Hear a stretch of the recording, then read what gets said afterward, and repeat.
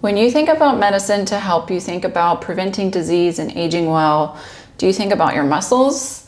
Well, here's why you should. Hey, I'm Priscilla. I'm a Houston, Texas nurse. I'm going to help you take action today for a healthier tomorrow. One of the most underlooked aspects to help us age well and prevent disease is the amount of muscle mass that we have. Your muscles do this phenomenal thing where when we use them, they release these peptides called myokines. Myokines travel from our muscles to every organ in our body and have a positive impact on our health. I'm going to give you a few examples of these amazing myokines and what they do for your health. And then I'm also going to tell you what is the most efficient way to build muscle as you age so that you actually reap the benefits of these amazing myokines.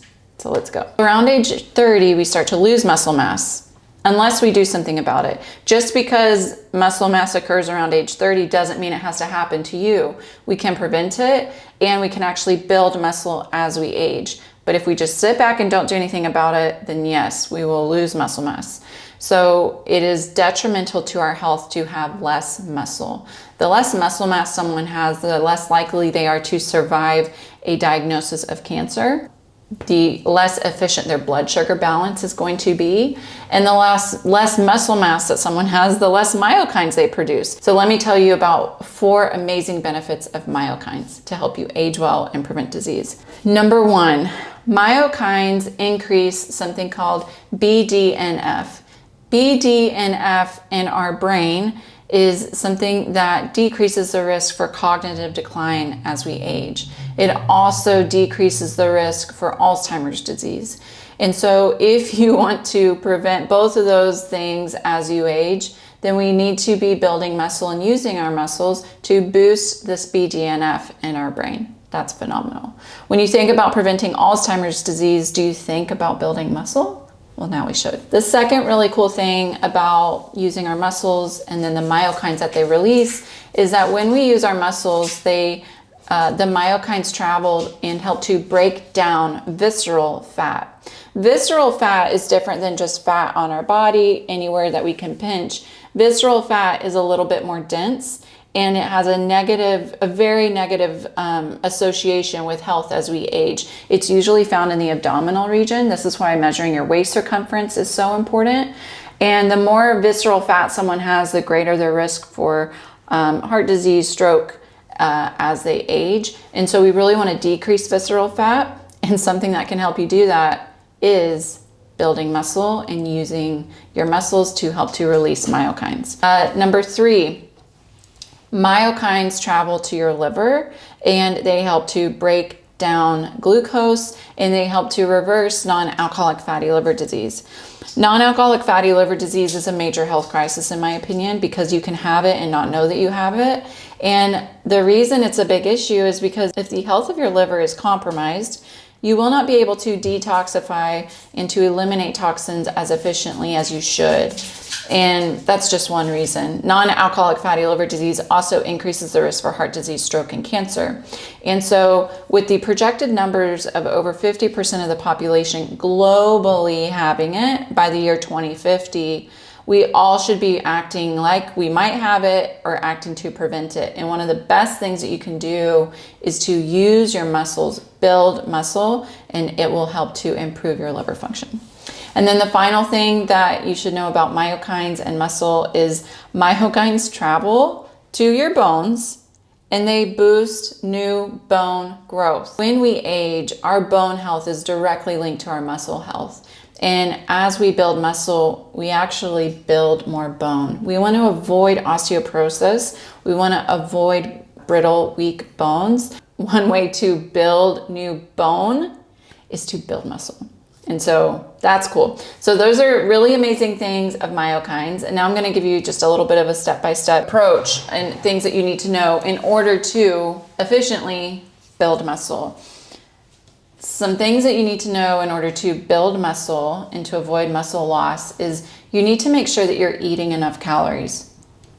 When we don't eat enough calories or eat enough protein specifically, it is very easy for our body to break down that muscle mass. This is why when you view weight loss as an end-all be-all to health, you can actually compromise your muscle health too. And what I mean is all weight loss doesn't mean an improvement in health, especially if it means that that person lost muscle mass. Because some of these things that I just told you about, if you knew that the less muscle mass that you had, the less likely you were to improve your mental health as you aged, or your cognition as you age, you wouldn't want to lose muscle, would you?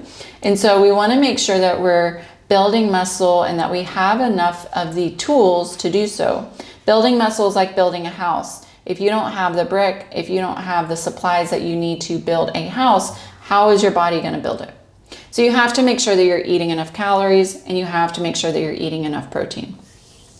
The second thing that you need in order to build muscle is you need consistency and you need repetition.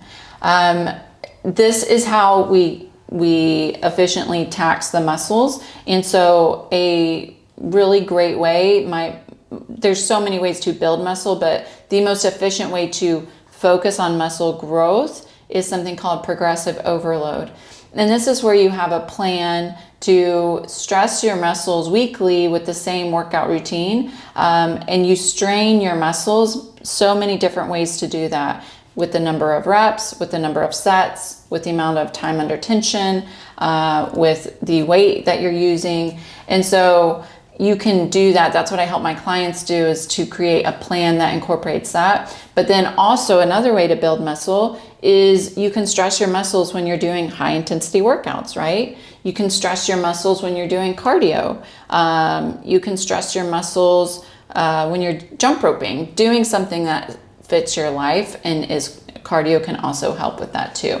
Make sure that whatever workout routine you're doing, if you want to build muscle, that it does include consistency and repetition. And then another aspect to building muscle is your muscles have to have rest and recovery. If you are working out intensely 6 days a week, you probably need another rest day. Definitely don't do 7 days a week, but make sure that you are giving your body time to rest, because when we rest in between workouts, that is when our body works to build that muscle. So that's very important too. The main thing too is you want to avoid a sedentary lifestyle. So whatever that looks like for you, number one, first thing to do, you've got to get moving. You need to move your body and move your muscles. And if you need workout ideas to help it fit your life, because the top concern people tell me is I don't have time. If you are having trouble fitting it into your life, I do quick workouts on my channel as well. And I also post them in short form on my Instagram if you'd like to check those out. Incorporate more movement, period. That is how you win. Because when we're stagnant, when we sit around all day, when we do what everyone else is doing and sit, we don't do anything, then we don't use our muscles and we don't reap the benefits of these amazing myokines. Start your day with a walk.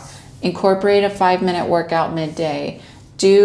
Put some weights by your desk or by your sofa so you can do some bicep curls. Get something going. And if you need more help or you want to see more about a specific workout plan, let me know in the comments, but I hope that was helpful.